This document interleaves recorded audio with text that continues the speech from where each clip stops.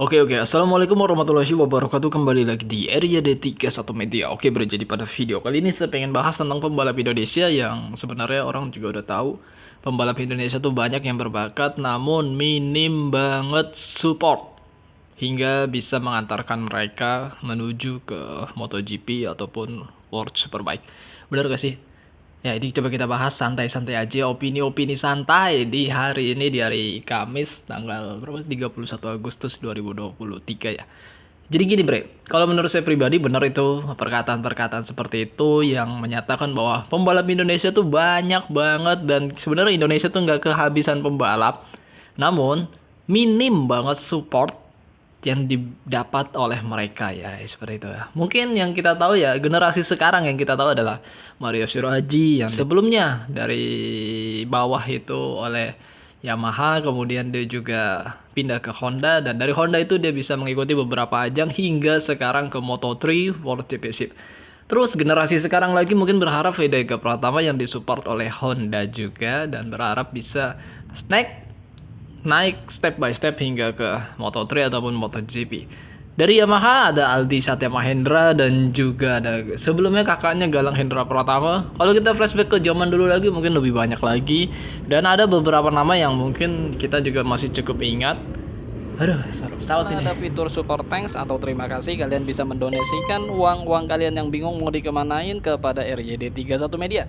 Kalian bisa pilih nominal mulai dari 20.000 hingga 500.000. Oke, jadi suara pesawat yang ribet ya. Jadi pengen banget nggak diedit karena agak minim waktunya. Karena hari ini pengen coba bikin 2 konten. Bismillah. Jadi lebih semangat lagi. Kemarin jarang banget ngupload konten mungkin ya. Ya, tapi balik lagi kita bahas tentang pembalap Indonesia tuh banyak banget, dan yang mungkin masih kita ingat juga ada beberapa nama yang cukup lengket. Tapi ya pembalap yang bisa juara di ajang internasional tuh sedikit banget. Mungkin kalau di Asia generasi sekarang tuh udah kayak apa sih? Kayak biasa banget gitu kan, juara di Asia Road Racing Championship naik motor, bukan motor bebek ya, motor sport 250 cc itu udah biasa banget. Bahkan jadi juaranya Super Sport 600 itu juga udah Andi Gilang. Mungkin Superbike yang belum ya. Kayaknya Andi Gilang juga ada kesempatan sih sebenarnya. Mungkin nanti di 2024 kesempatan Andi Gilang bisa lebih mendominasi. Tahun ini dia banyak juara juga di Asia Superbike menggunakan motor yang basicnya sama dengan motor yang dipakai oleh Iker Lecuona gitu kan, Honda CBR HRC. Jadi seperti itulah. Lanjut, apa yang tadi kita bahas tentang minim support itu sebenarnya kalau buat saya itu lebih kepada ya bagaimana pembalap itu bisa nge-branding dirinya sendiri sih. Ini yang penting ya. Itu juga yang dibutuhkan oleh pembalap agar dia bisa lebih luas lagi langkahnya menuju ke internasional.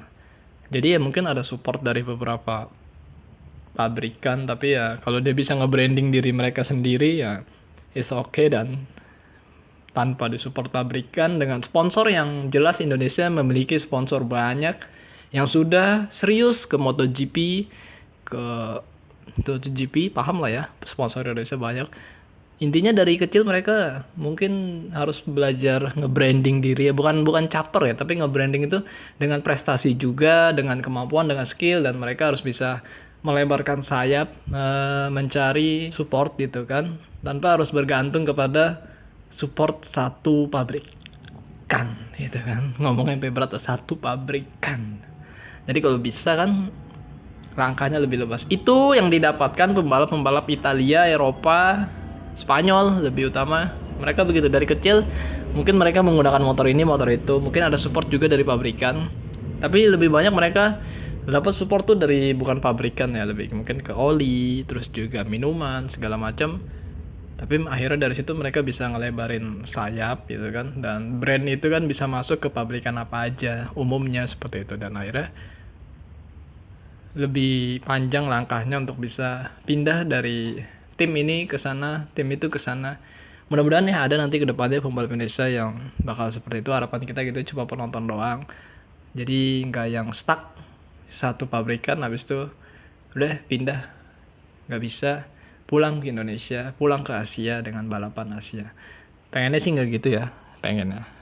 Kalau menurut kalian seperti apa? Coba ditulis di kolom komentar. Intinya di konten ini adalah tentang nge-branding diri sendiri ya, personal branding gitu kan. Itu penting lah, pembalap juga sebenarnya butuh loh hal-hal seperti itu. Setuju gak sih? Kalau buat saya sih penting ya, karena untuk menarik minat sponsor, karena channel YouTube juga harus bisa menjadi personal branding juga sih. Saya nonton di banyak channel-channel seperti itu tentang bahas personal branding yang akhirnya mereka bisa berkembang, nggak stuck di situ aja. Ya, saya juga masih belajar sih, mudah-mudahan bisa lah ya ke depannya personal branding. Oke, mungkin gini aja konten santai sehat-sehat buat kalian semua. Jangan lupa makan dan jangan lupa berdoa.